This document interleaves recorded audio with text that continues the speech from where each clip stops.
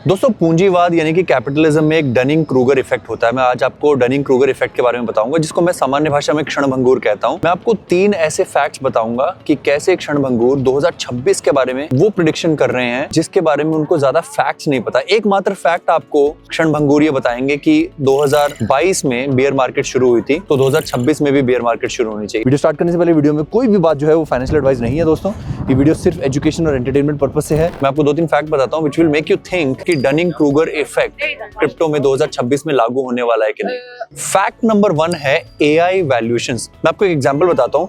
करीब 1/5 weightage S&P का AI का है। एनवीडिया उसको ड्राइव कर रहा है। एनवीडिया का जो कैगर है, एनवीडिया की जो प्रॉफिटेबिलिटी है, उसका रेवेन्यू का ग्रोथ लगातार almost high double digit close to 100% के आसपास चल रहा है। 2026 में उम्मीद है कि AI का नैरेटिव स्ट्रांग रहेगा, एनवीडिया का मुनाफा बढ़ता रहेगा, उसके रेवेन्यू की ग्रोथ बढ़ती रहेगी, जिसके कारण से स्टॉक मार्केट ऊपर रहेगा।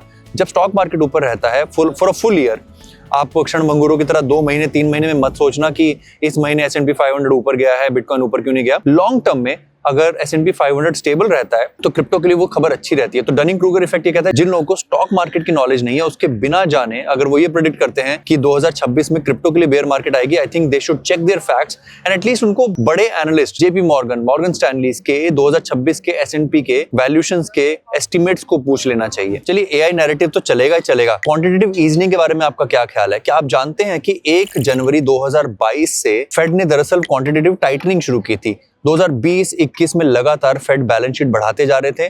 फेड ने अपनी बैलेंस शीट को 5 ट्रिलियन से बढ़ाकर 8 ट्रिलियन कर दिया था और 2022 के प्रारंभ में उन्होंने क्वांटिटेटिव टाइटनिंग शुरू की थी। क्षणभंगुर यानी कि प्रीमा डोनास या फिर डनिंग क्रूगर इफेक्ट के विक्टिम्स शायद ये नहीं जानते हैं कि 2026 में क्वांटिटेटिव ईजनिंग शुरू होने वाली है, ठीक उसी तरीके से जैसे 2019-20 में शुरू हुई थी। तो अगर क्वांटिटेटिव ईजनिंग शुरू होने वाली है तो 2026-2022 की तरह कैसा हुआ जबकि भर के क्वांटिटेटिव टाइटनिंग हुई थी। क्षणभंगुरों से रिक्वेस्ट है कि पहले वो थोड़ा सा इकोनॉमिक्स पढ़ें कि क्वांटिटेटिव टाइटनिंग और क्वांटिटेटिव ईजनिंग होती क्या है। अगली हाफ नॉलेज आती है बायर्स और सेलर्स के इक्विलिब्रियम्स पर।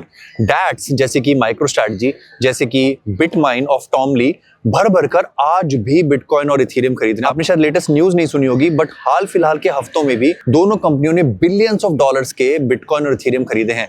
आई एम श्योर आप लोग कहोगे कि इन कंपनियों को कुछ नहीं पता है क्या कर रही हैं, या फिर ये बेयर मार्केट में चली जाएंगी, या फिर ये लोग बैंकरप्ट हो जाएंगे। गाइस, ये लोग 20-30 सालों से वॉल स्ट्रीट चला रहे हैं। डैट्स का क्रिप्टोस को खरीदना दर्शाता है कि 2026 में क्रिप्टो में दमखम बचा है, या फिर अगर 2026 बेयर मार्केट हो भी तो मेरी बला से। मैं इतना जानता हूं कि अगर डैट्स खरीद रही हैं तो बाइंग प्रेशर जो है वो सेलिंग प्रेशर को सुपरसीड कर सकता है, हावी कर सकता है। और सबसे आखिरी डनिंग क्रूगर थ्योरी, आपको पता है यूएस की स्टॉक मार्केट पॉलिटिक्स से ड्राइव होती है। वो क्या कारण है कि हर बार जब भी कोई प्रेसिडेंशियल इलेक्शन आता है उसके बाद स्टॉक मार्केट पंप होती है, क्योंकि नई सरकार नए चुनावी मुद्दे लेकर आती है, नई इन्वेस्टमेंट्स लेकर आती है, जिससे बाजार में पैसा आता है। और इस बाजार के पंप की अंत होती है जब मिड टर्म इलेक्शंस आते हैं। 4 साल की टर्म के बीचों बीच मिड टर्म इलेक्शन आते हैं, जहां पर अक्सर जो इनकम्बेंट होता है यानी कि जो विजयी पार्टी होती है वो मिड टर्म इलेक्शन हार जाती है, क्योंकि ऑब्वियसली उन्होंने जो चुनावी वादे किए थे वो एग्जैक्टली जनता को पसंद नहीं आती है, उनकी इंप्लीमेंटेशन में कोई खोट रह जाता है। जैसे आप आर्ग्यू करोगे कि डोनाल्ड ट्रंप ने क्रिप्टो के बारे में काफी चीजें कही थी, बट अभी तक स्ट्रेटेजिक बिटकॉइन रिजर्व भी नहीं आया,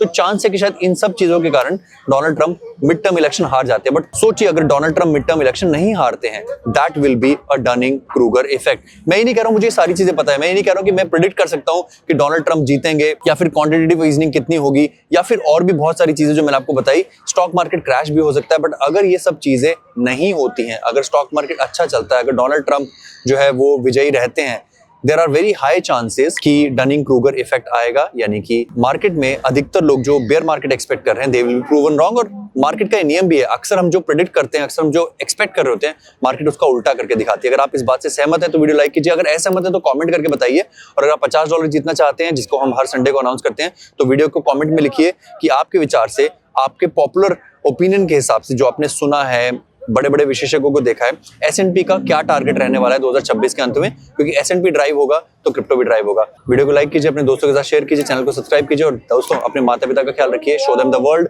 show them the things that they like. उनको वो सब चीजें कराइए जिससे वो आपको दुआ दे, आप आगे सफल हो। धन्यवाद, जय हिंद।